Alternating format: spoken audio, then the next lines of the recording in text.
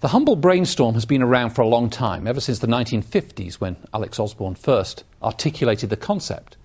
And many people think they're old-fashioned, passé kind of things. They've been there, done that, and have moved on. But if you're not holding regular brainstorms with your team, you're missing a trick, because they remain the single most powerful way of generating a lot of creative ideas very quickly. But as with many things, there's a right way to run a brainstorm, and there's a wrong way to run a brainstorm. So let's just cover some of the main topics, the main things that you need to think about when you're putting together your next brainstorm meeting. First of all, what sort of a group do you want at your brainstorm? What sort of size and what kind of people? Well, I think 6 to 10 people is ideal. Fewer than 6, often you don't have enough input. More than 10, very often people can't all be heard when they're putting in ideas simultaneously. So if you've got a department of 16 people, say, why not divide it into 2 eights? Go into separate rooms, see which group comes up with the better ideas. And when you're choosing people for the brainstorm, the key thing you want is diversity. I can't overemphasize the importance of this. If you put the same group of people who've always worked on a problem in the room together and you say, think of some great ideas, the chances are they're going to retread the same old ground. If you bring in some outsiders, some provocative, stimulating people who'll challenge the thinking, then you'll get a lot more and a lot better ideas. So ideally you want young and old, experienced and fresh into the company, men and women, and maybe 1 or 2 outsiders, people who've got nothing to do with your business, who have nothing to do with your problem, they're not close to it, and therefore they can ask the dumb questions which are so useful in a brainstorm. How long should the brainstorm last? I think an hour is plenty for a brainstorm. You can have a really good meeting in 3/4 of an hour. It's better to have a short, sharp, high-energy meeting than a long, rambling meeting. And in fact, rambling discussions are something that you've got to stop in brainstorms, because you don't want analysis of ideas initially, you want lots of ideas. There are 2 phases of the brainstorm, and it's very important to understand this structurally. In the first phase, you're in idea generation mode, and you use divergent thinking. Divergent thinking means anybody can come up with anything, and you just write it down. At this stage, you want lots of ideas. Lots and lots of ideas, and no one's allowed to criticize or be judgmental about any idea. So if somebody says, we chop people's fingers off if they don't pay their bills on time, you just write it on the flip chart or on the post-it note. You don't say, no, you can't do that, there'd be too much blood, it's against health and safety. Although those are valid criticisms, they're not allowed in the first part of the brainstorm meeting, because you want crazy ideas. Crazy ideas stimulate more thought, more laughter, more ideas from other people in the room.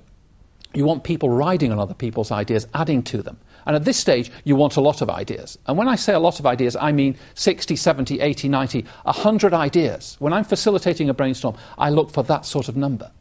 And I like to number the ideas. And very often when you analyse later, the better ideas are the high-numbered ideas. Because the first ideas that come out are routine.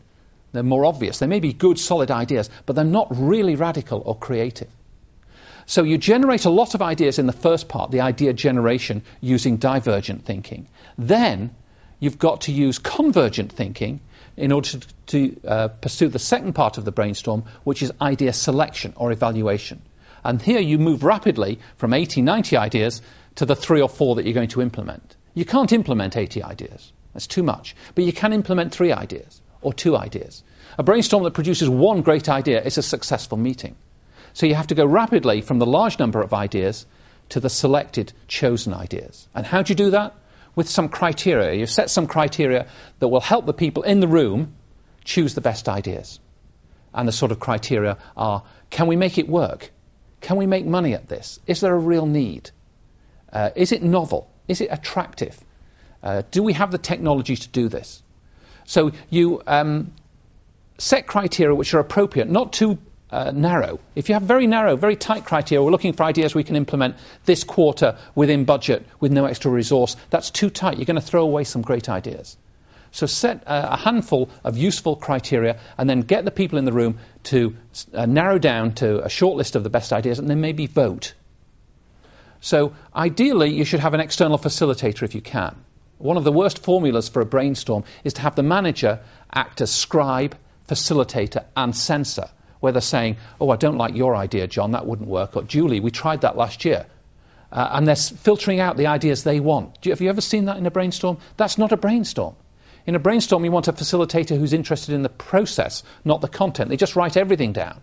And they're interested in encouraging a flow of ideas and then getting to results, that you've selected some great ideas.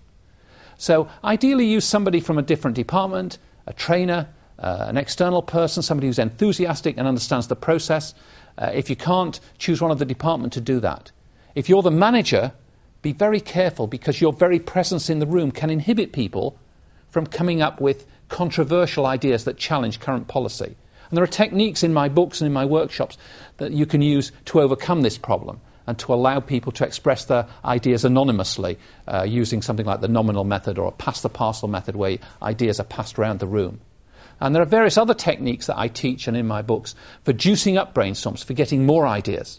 But the basic brainstorm formula is one that you should operate often and carefully. Start with idea generation, divergent thinking, lots of ideas, and then you stop and you go into idea selection using convergent thinking to choose the very best ideas that are going to help you move your business forward.